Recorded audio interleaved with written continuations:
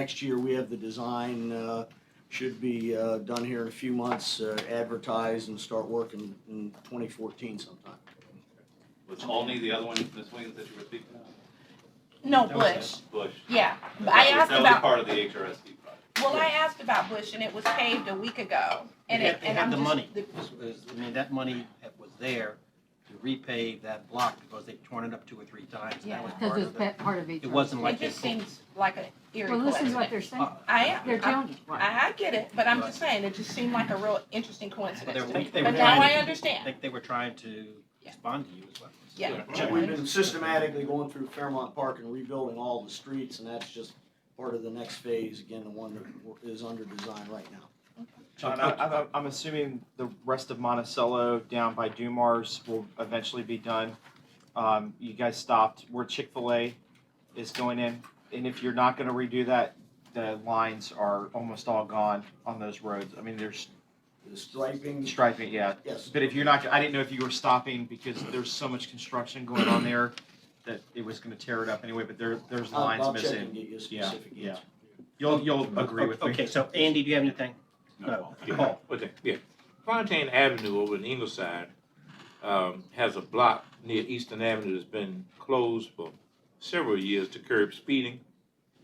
But now when they have a nor'easter or a hurricane over there, those residents have no way to get out. And so if we could get somebody to go back over and look at the possibility of opening that street and maybe putting speed bumps in or something like that. Right. Bartley. I have one quick thing. I would like to have us look into a signage on Hamilton before you get to Scope, going east and west, that would say if there was a bridge lift in progress, because that could give people a chance to maybe go down and go to Camp Stella Bridge rather than turn right or turn left and get stuck in that traffic now that you've created that bus is gonna, you know, turnaround station's gonna be there. Something similar to what they have on the interstate, and that would give, and I think that would open a lot of potential congestion on St. Paul.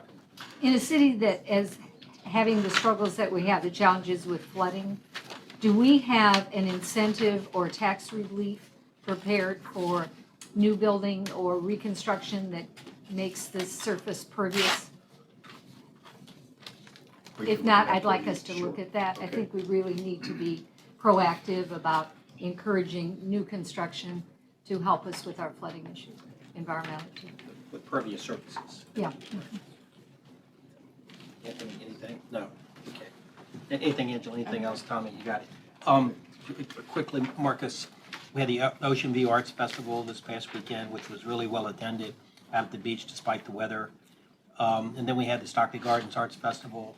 A couple of vendors came, and for both of them, it was really interesting. You know, the Ocean View Arts Festival, we don't talk about much, but it's been there for 50 years, and they love going in that park. You know, maybe with a little imagination, we could create some sort of arts festival week or something, and we could spend a couple dollars. Both of them are the Ocean View Arts Festival. All of the money they raise goes to scholarships, and the Stockley Gardens Arts Festival. All the money they raise goes to the Hope House Foundation, which supports people with disabilities, mental disabilities. But maybe we get 2 bookends on different weekends. You know, if we could get them to cooperate a little bit, maybe, or maybe we don't even want to go there. Maybe we just want to take a couple bucks and promote them. Maybe we have a student art show in the middle of the week or something, and I mean, it's it's one of those October weekends where we could get some stuff going. Maybe a student art show. Some of those vendors could hang around. Maybe you could do something at the MacArthur Memorial. Bring the food trucks around. You're a food truck guy, and do something special one night because you couldn't do it. They tied up both weekends, but it just seemed like an opportunity to do something. One couple ads, you could cover all of them. So, okay. Want to go into closed session? Yes. Mr. Members of the council assemble informally in closed meeting October 22, 2013 at 5:55 p.m. at the 10th Conference Room in the City Hall building, the city of Norfolk, for the purposes are set out.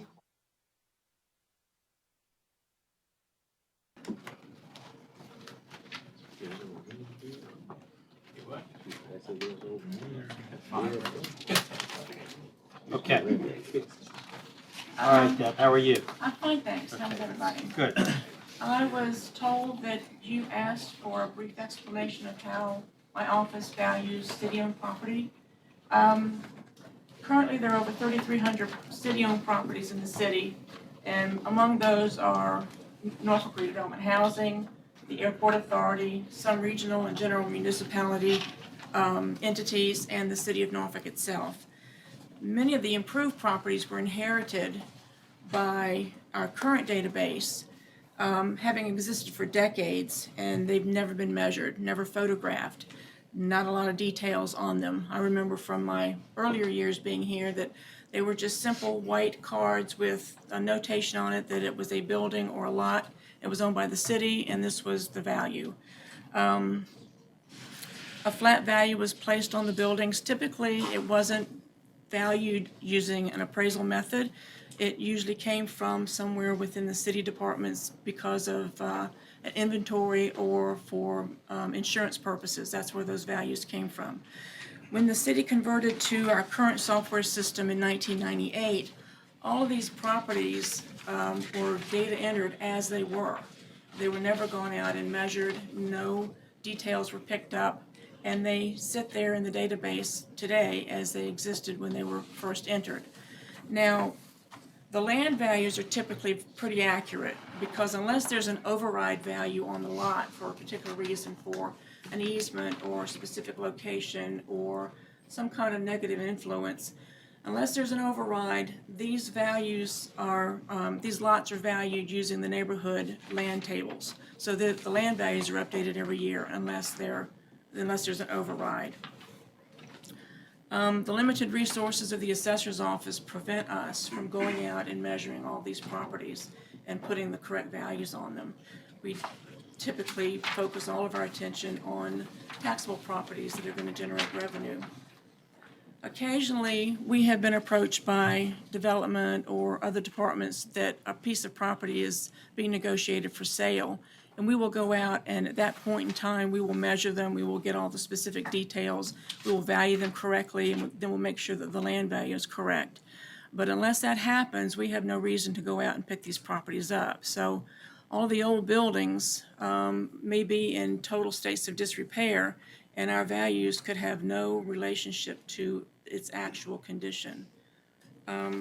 Newly built, yes, sir. We need to fix that, right? I mean, like what is Stewart School, do you know what that is valued at, for instance? I have no idea. Probably, you know, if we were valuing it today because it's, I'm assuming No, I it's mean value abandoned. now, what we have a number on. It seems to me like maybe in the budget, we ought to set aside some money. The FY14 assessed value for Stewart is land at 1.937 million, and the structure at 15 million for a See, combined the total of just under See, it's just- 7. Meadowbrook is like I mean, you 14 could, million.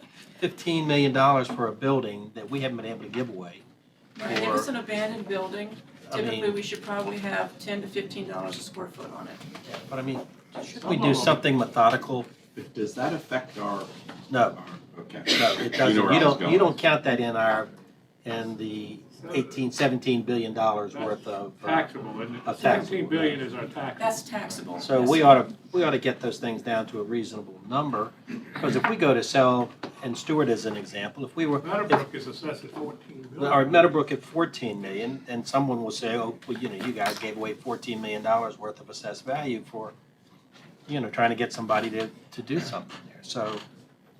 I think you should actually do the opposite, and the open space that's park should be raised so that we can't sell that, but then the building should be lowered so we can sell that.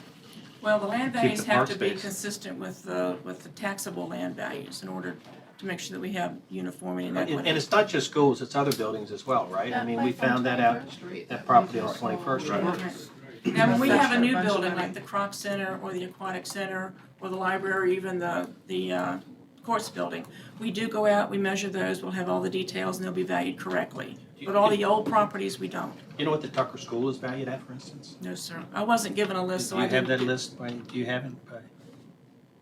2.2. Couldn't we just 2.2 take million?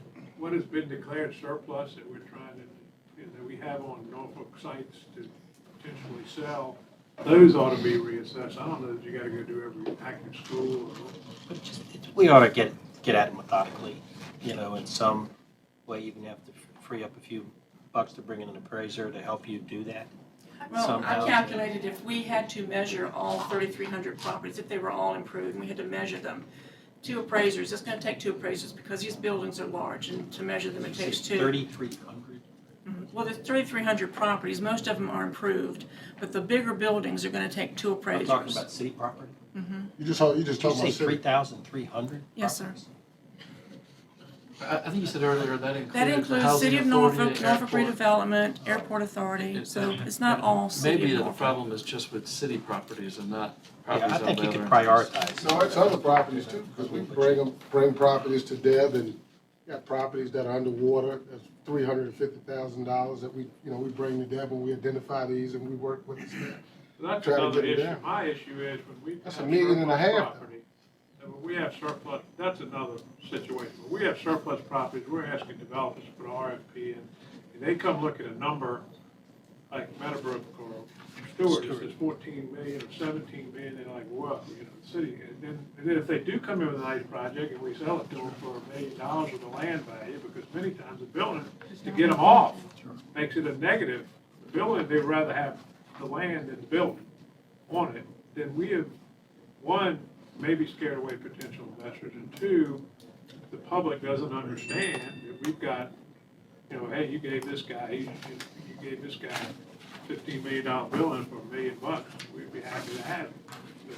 So if I understand you, the council correctly, it's not that you're looking to have all 3,300 parcels assessed, it's just if we're going to sell something, it's something we're going to put into an RFP, and it's public property, that should go through some type of, as the mayor said, some methodology to get a better number on the building. Aren't they all, every property we have that could potentially be bought, right, is on Norfolk side? Not all of them, just the major ones. Well, I thought the school idea of signs. having that was so that eventually we would have them, so that we didn't have the Chick-fil-A and these other situations where people say we didn't get a shot. That's what I want. I just want, you can start with pending RFPs and then work your way down to properties that are potential sales. So that we've got a reasonable number. Okay. All right, Deb, I saw your report. Looks like we had a small bump up and a Very little over small. 0.5%. Hopefully we'll in have a little 2013. bit bigger one next year, but Right. That's still, it Fingers reversed the crossed. 3-year, it reversed the 3-year trend of downward. yes. Right. Appraisals. Great. Okay. Thanks. I don't know if it's assets when you. We make sure we talk to Alice Kelly.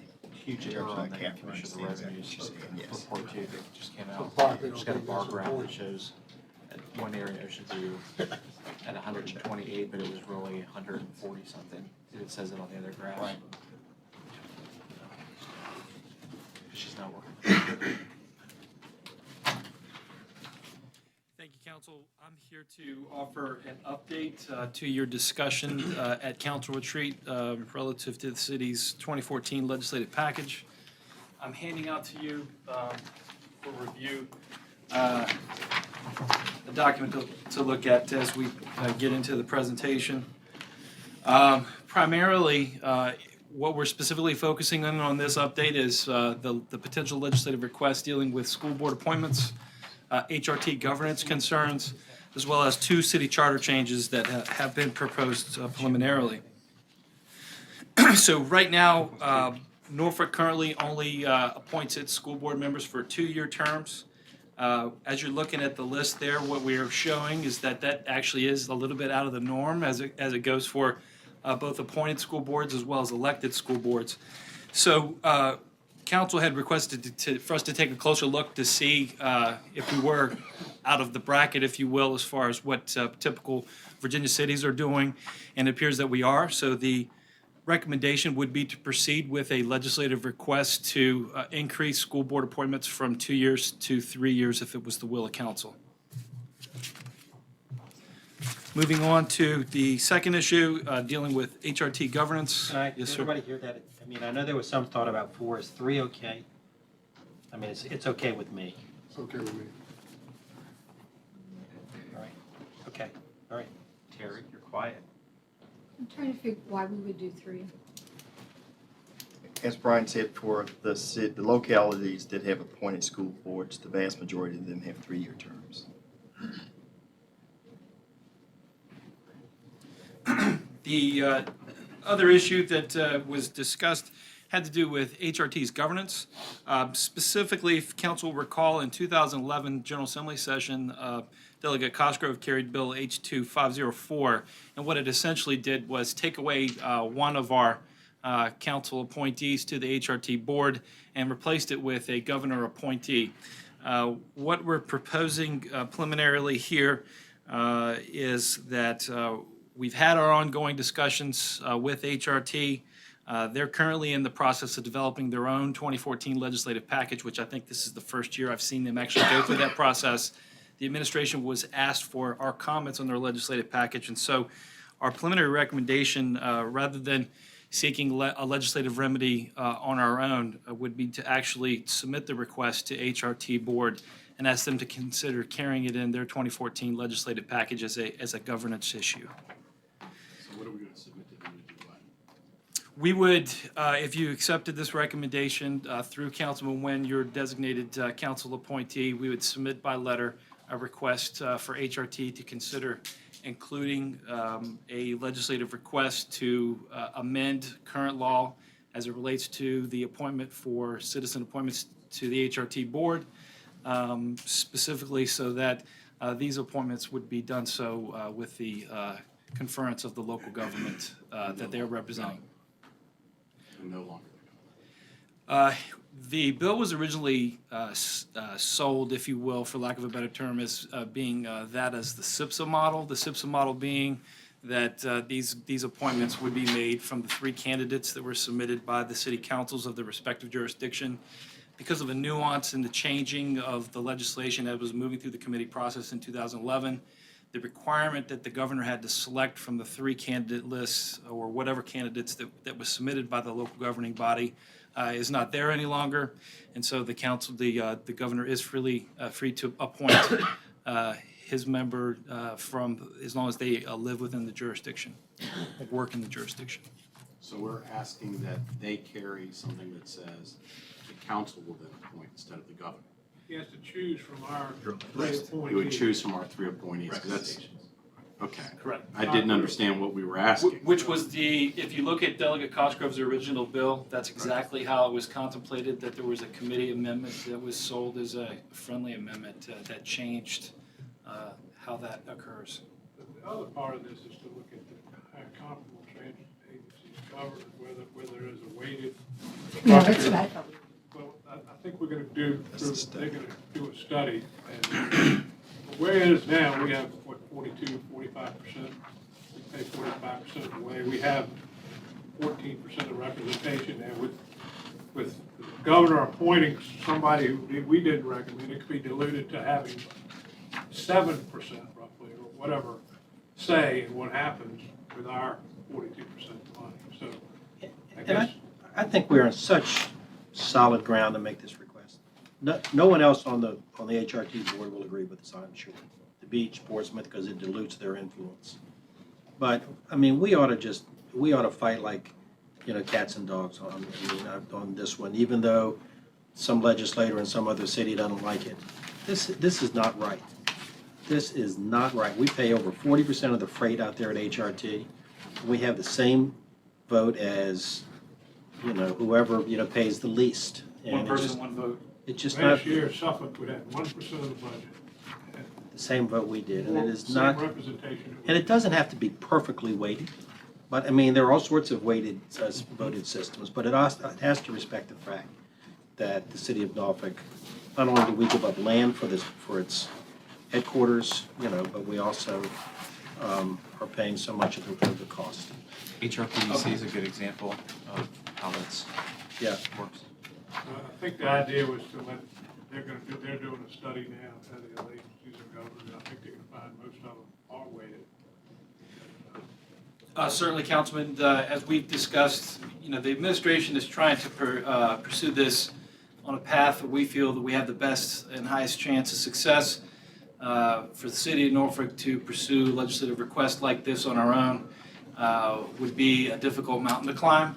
However, this administration is ready to carry out this mission to the maximum effectiveness that we can.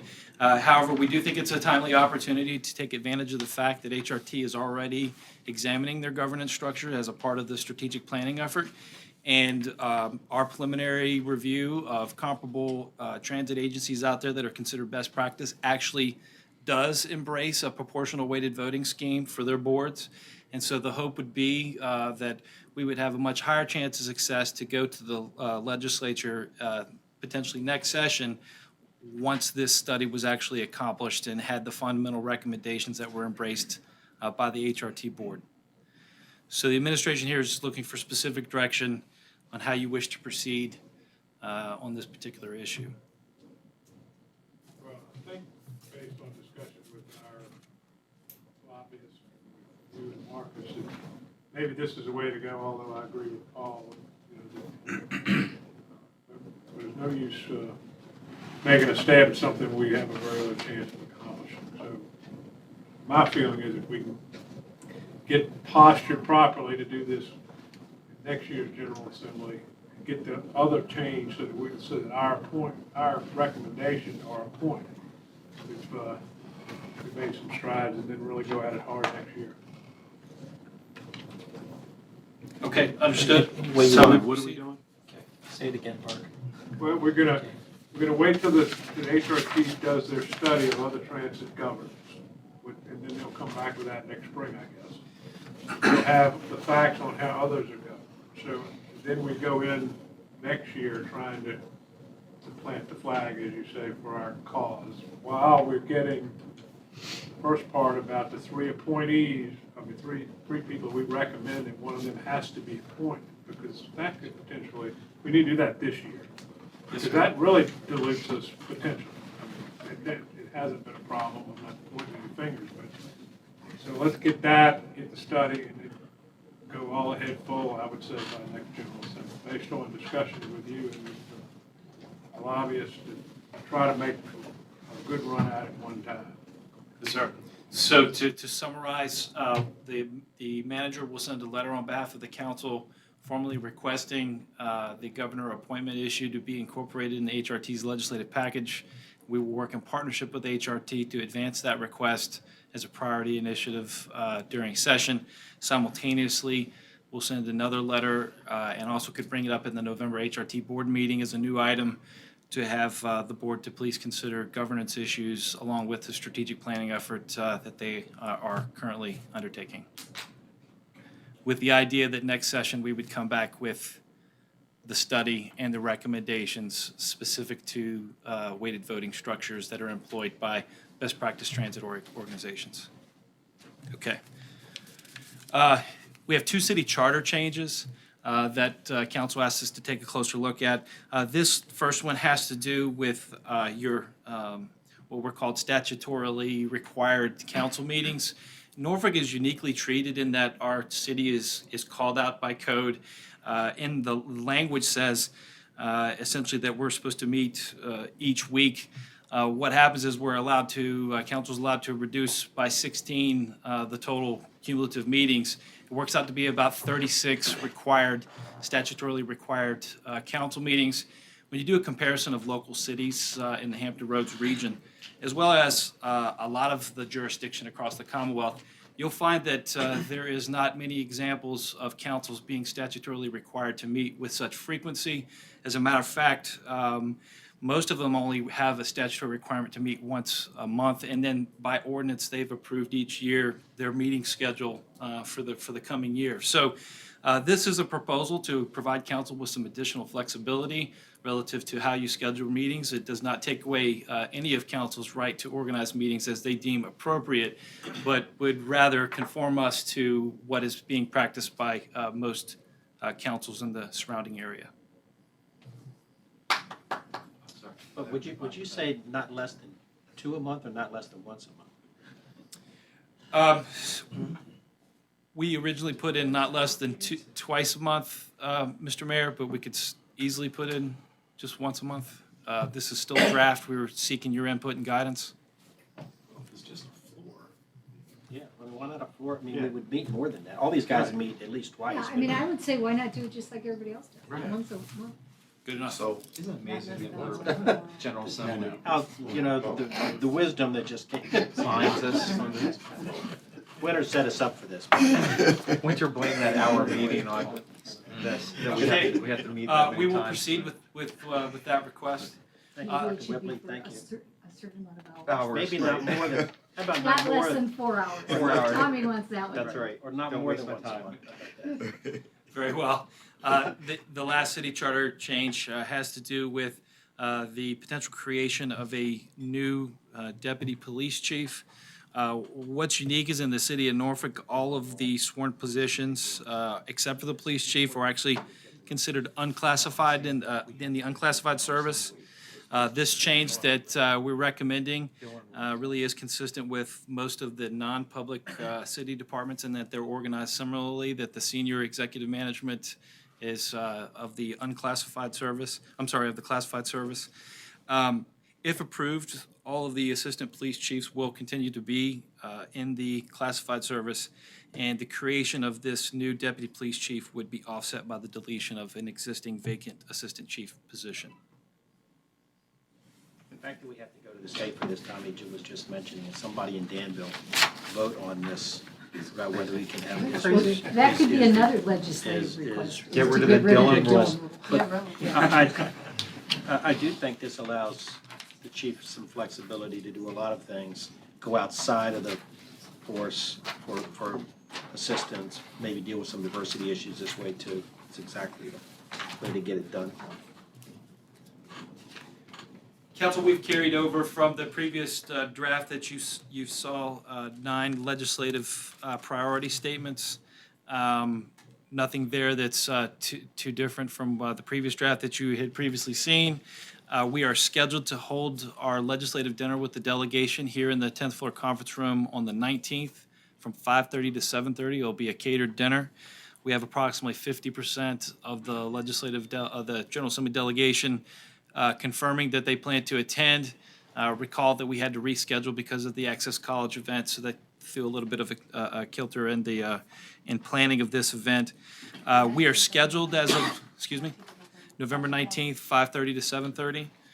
November 26th, Tuesday, is where we're scheduled to bring forward the draft package for finalization.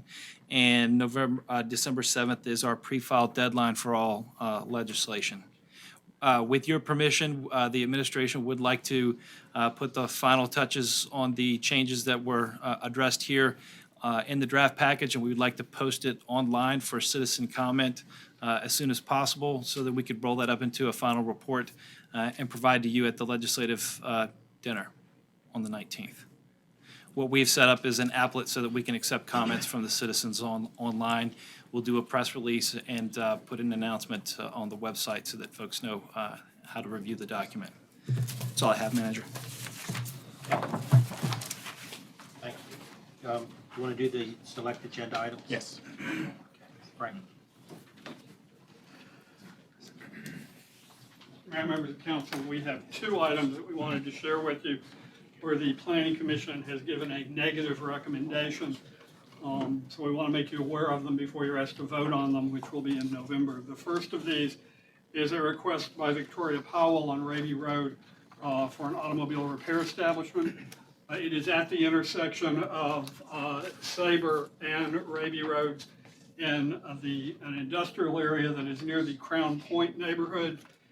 The property is currently zoned general industrial, which does allow automobile repair by special exception, and there is an existing non-conforming automobile repair establishment on the site. It's non-conforming because it does not have a special exception. Is that the RV place? No. This is Mercury Mobile, as it was operating there now.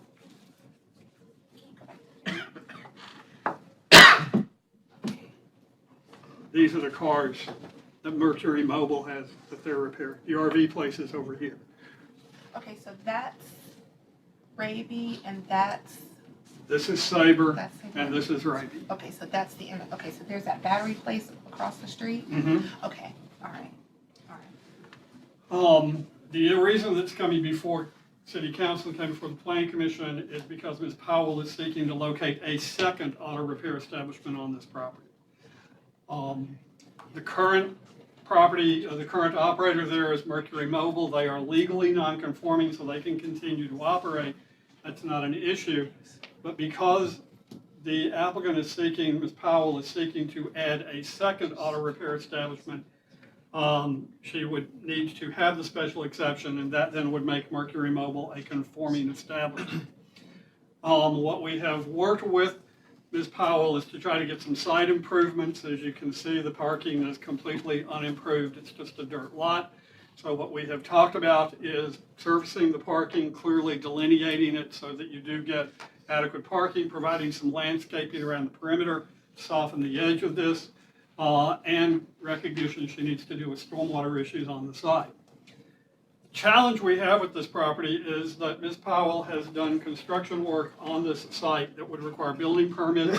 It was done without building permits, and it appears to be leaning, creating an unsafe situation.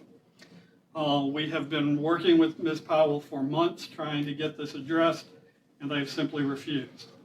And so for that reason, when we had the public hearing, no one showed up. But for that reason, staff is recommending denial of this request because we feel that we need to address the unsafe issues before we allow the expansion of non-conforming uses or expansion of uses on the property. The Planning Commission also recommended denial for that exact same reason by a 6-0 vote. That corner is a hot mess. It is a mess. It is. The second one is an automobile repair establishment, Surfside Auto on Merritt Road, just north of East Little Creek. Auto sales. No, it's auto repair. They, The name of the company is Right. Surfside Auto Sales, but they've assured us this will be purely repair. repairing the vehicles that they're selling. But they wouldn't be selling from this site. Right. Does that make a difference? Yes, I'm gonna talk about it in a and- minute, because it's been a big issue. This has been a huge issue. It is in the area, an area zoned for commercial uses, which does allow auto repair. The lot is too small to do auto sales, so they wouldn't be able to do auto sales here. The challenge that you have here is this particular location, which is where they want to go, is immediately adjacent to a number of single-family residential uses. It is at the edge, as you can see from the zoning map, of the commercial area that is to the depth off of East Little Creek, but it does immediately abut the single-family residential. Awesome Bank of America. So it does require the special exception in order to be able to do this. They have proposed some limited hours, 9 to 5, Monday through Friday. Wouldn't be open on weekends. They have committed to doing landscaping on the north side of the property and the west side, and proposed to add a fence on the north side of the property, removal of the barbed wire that is currently on the site, and improving the parking, which, as you can see, is a huge mess because nothing is delineated here now. At the public hearing, we had from the proponents, the applicant was there, one citizen came out and spoke in support, and we got a letter of support from the South Bayview Civic League. In opposition, we had 4 citizens, probably the most organized opposition I have seen to any special exception in the 6 years that I've been in Norfolk. I had a petition signed by 19 citizens and 8 letters of opposition, including letters from 3 civic leagues opposing this, largely because of its proximity to the residential and just the location of the site. What's there now? Right now, it is vacant property, but you've got other people have been parking on it. What could go there if this doesn't go there? Any commercial use that would be allowed by right could go there, so you could have a small store. It's not an ideal location because of the lack of visibility. I'm gonna talk So the about it. South Bayview Civic League was in support? Yeah, let me, Yes. can I explain what happened here? Do you remember a couple of weeks ago, the gentleman across the street was proposing a tire sales place? So for some reason, Alfred Averett was doing the one right across the street next to the Bank of America. So this application went out to all of the Little Creek Road Civic Leagues. So the three that voted against it are 3 miles down the road from where this is. South Bayview is actually the closest one to it. And I was in communication with Peggy Russell, the president, and we were talking about these 2 applications that were coming forward. All the other civic leagues thought that when they originally got that, they thought it was the tire store place. And so their buzz in the neighborhood was opposition to this tire store place that was going to be coming on Little Creek Road. And when they got the application, they saw a sales place. They didn't know that there's already the operator's right there. He's already around the corner selling cars, and it's a clean looking business. They want to use this building to detail the cars that are going to be sold on that lot. There's an opportunity here because it's in proximity. The neighbors who are there, the 19 citizens and the people who signed the petition, they live on that street, and what they're upset about is there's another operator across the street that parks all of his cars along the edge there and blocks it, and they're worried about cars not being able to get through their neighborhood. So the guy who's proposing this has met with a lot of those citizens and has won them over, and I think he's going to come and speak I'm on sure this. he'll be coming out. But South Bayview Civic League supported it because he's taken a property that is vacant and they're fixing it up, and it's not going to have car sales on it, which all the other civic leagues thought this was going to be another used car lot. So you think we should approve it? I'm supporting. I'm going to vote for Well, it listen, because so what they're would cleaning happen it up. if in the future, if this guy goes out and we approve this, what happens and if somebody that comes along and doesn't respect the neighbors? Another car repair establishment could go in here without seeking a special exception, provided that it does not change to a different use that would require one. Right. Well, this is Oakwood, and this is a neighborhood that It's I not think. Oakwood. It's across the street. It is in between. What? It's actually not in Crossroads. any neighborhood. South Bayview is the closest one to it. It is in between Oakwood It's in Ward 5. and South Bayview. I've heard from a couple of civic leagues still opposed to this, as soon as like yesterday. Yeah, I talked to them. I talked to some of them last night. They had no information when they voted. All they Can we saw get was a letter car. from them that they've reversed their stance? All they saw was a car sales place. They didn't have the application because that's what it's coded as. We send them a copy of the application. Two of the civic leagues told me last night they did not have that Well, information. we don't send it to every civic league, but we do send the application to the closest civic league. So when Alfred Averett's application went out, did we send that to all of the No. civic leagues on Little Creek Road, even though that's across the street? We send it to the closest civic leagues. So how did East Lynn, Saratoga, which is all the way down, 4 miles down the road, get that and have the opportunity to vote against this? Because there Is it are, possible that somebody could have forwarded an email? there are a number of, No, they got it in the mail. They got a letter from Lenny. they would not have gotten a letter from us. They would have gotten, someone sent them a copy of the letter that we sent. Those letters don't come from Lenny, they come from me. Oh, okay. And I can tell you, I don't sign that many. But I will tell you that Meadowbrook sent letters of opposition to both of them. Yes, the name of this on the original application was Surfside Auto Sales and Repair. Right. And that was my concern when I first saw it. But staff did recommend approval because of, it does comply with the ordinance and looking at the site improvements they were making. Planning Commission recommended denial on a 6-0 vote based on. We vote on neighborhood this in about 3 weeks, right? Yeah. Yes. I'm trying to get it 26th. cleaned up, Can you cleared get up. the service, because my feedback has been that a number of civic leagues, and I even said, call Peggy Russell, she didn't really know what she was.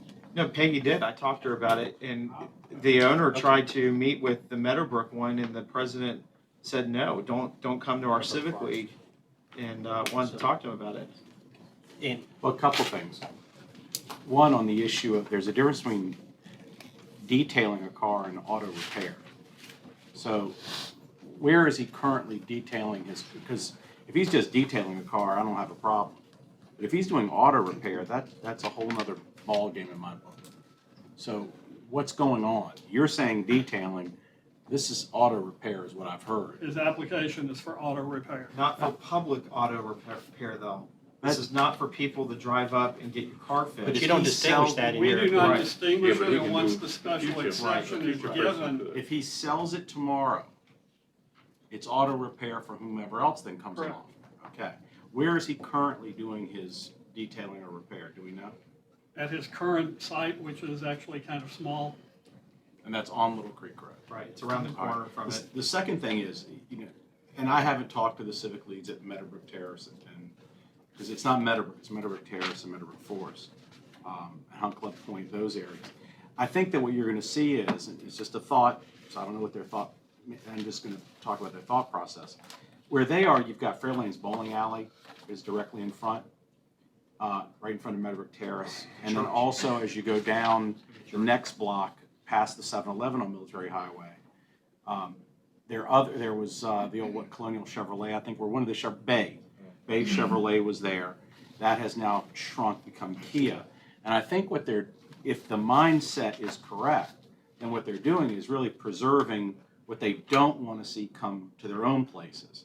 So I can understand where, even though they're about 1.5 miles, probably about 1.5 miles from here, 2 miles depending where we're beginning the measurements. The reason that they're no is they don't want somebody to come along to Fairlane's Bowling Alley, to the Bay Chevrolet, and try to do something similar, since those places have, for the most part, Bay is still open, but it has shrunk its operations on the Kia side, and it has quite a bit of space. So I don't think they want to see that there, and that may be what we're looking at, because they're fronted on Right. military. There's a long standing tradition that we oppose tire sales place and car repair places on Little Creek Road. Bars and bars. Right. This is not exactly on Little Creek Road, it's off of Little Creek Road. My issue is that did these civic leagues have the information that they needed before they voted? Because if you look on the surface, I would have said no to this too, because it looks like a car sales place or a car repair place, just like the tire store that's going to go across the street from this. We tried to work with that guy to clean it up. I don't think they had the information. I know they didn't because I talked to 2 of them last night. They voted on it based off of not having the information. And in the planning commission, I talked to one of the planning commissioners who said the same thing, that these people thought it was going to be a car sales place. And so I think that they need to relook at this and make sure that they understand what this operator is doing there. Because if not, it's going to continue being a vacant building that's being used as a parking lot for the other people who are over there. And it's an eyesore. At least these guys want to clean it up. All right, we don't have to fix this tonight. We got 3 weeks. But Frank, can I ask you, and Andy, help me with this. Something that is on our docket tonight is the old Empire Restaurant site. You know, Mike is putting, Preventa's putting in there. I see the planning commission was unanimous. There wasn't any opposition that came down.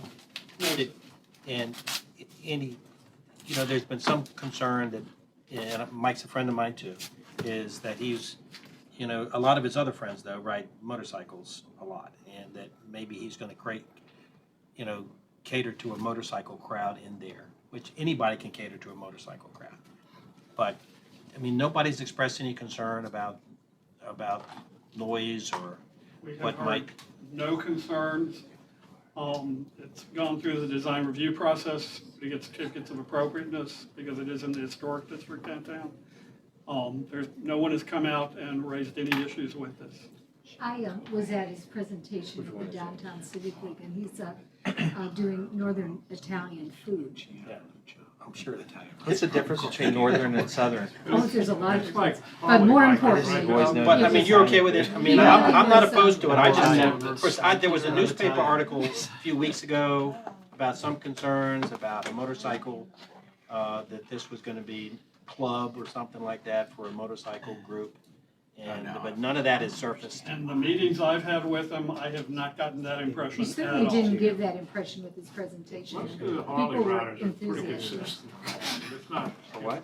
most of the Harley people are pretty consistent. Oh, good citizen, oh, I know, But I just, I don't, I let can me, see this. all the motorcycle clubs I've represented, first of all, and I've represented several, Okay. do not pick such a high-profile I place. know that it didn't fit. It didn't No, it's a fit. good question, because I never even contemplated, because I didn't think Mike had that many We're friends. trying to get a lot of bike racks downtown, so this could put a new spectrum on that one. Bigger bike racks. In Longview, I'd like to get that continued generated for a couple of weeks. Okay, Mine is just like selling illicit stuff.